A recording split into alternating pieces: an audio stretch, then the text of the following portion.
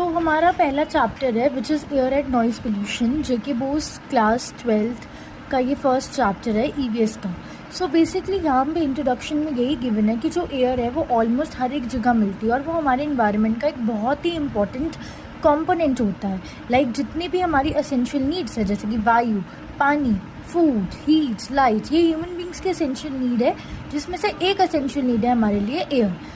उसके अलावा एक कुछ डेटा वगैरह गिवन है, ये इंपॉर्टेंट नहीं है। अब एयर जो है हमारे नेचर में क्लीन नहीं मिलती है क्योंकि हमारे कुछ एंथ्रोपोजेनिक एक्शंस है, मतलब हम कुछ एक्टिविटीज़ करते हैं मैन में, जिसकी वजह से जो एयर हमें मिलनी चाहिए वो वैसी नहीं मिलती।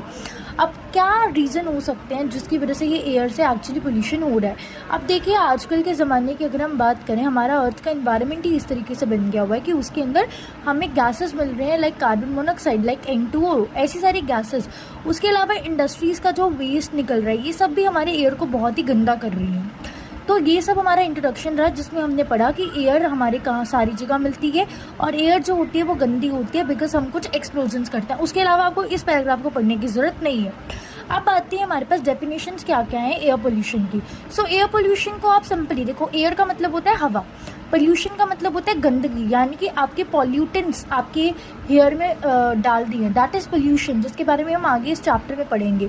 तो पोल्यूटेंट्स ऐसे हार्मफुल सब्सटेंसेस होते हैं जो हमारी किसी भी चीज़ को गंदा कर रहे हैं, ठीक है। लाइक पानी में अगर हमने हार्मफुल सब्सटेंस डाला तो वो पॉल्यूटेंट्स है, लेकिन वो पानी को गंदा कर रहे हैं तो वो वाटर पॉल्यूटेंट्स है। यहाँ पर जिन पॉल्यूटेंट्स की हम बात कर रहे हैं वो हमारी हवा को गंदा कर रहे हैं तो वो एयर पॉल्यूटेंट्स होंगे। तो एयर पॉल्यूटेंट्स को आप कैसे डिफाइन कर सकते हो कि एयर पोल्यूटेंट्स तो वो पोल्यूटेंट्स होते हैं जो हमारी हवा को गंदा करें, और एयर पोल्यूशन वो स्टेट होती है हमारे एटमॉस्फेयर की जिसके अंदर कुछ सब्सटेंसेस हमारे अनडिज़ायरेबल अमाउंट में हवा के अंदर प्रेजेंट हो जाते हैं और वो हमें नुकसान पहुंचाते हैं। कोई भी चीज़ हमें नुकसान तब पहुंचाती है अगर वो चीज़ एक अनडिज़ायरेबल अमाउंट में, यानी कि वो उतनी अमाउंट में नहीं है जितने में होनी चाहिए।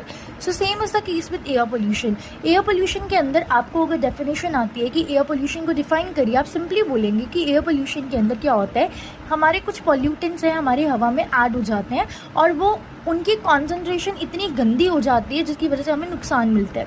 फॉर एग्जाम्पल, जैसे कि कार्बन मोनोऑक्साइड है, जब कार्बन मोनोऑक्साइड की मात्रा हमारी हवा के अंदर बहुत ज़्यादा हो जाती है तो वो हमें प्रॉब्लम कॉज करता है।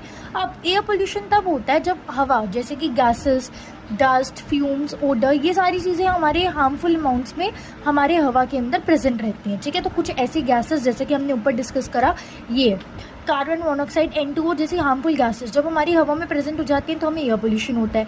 ऐसे ही कुछ और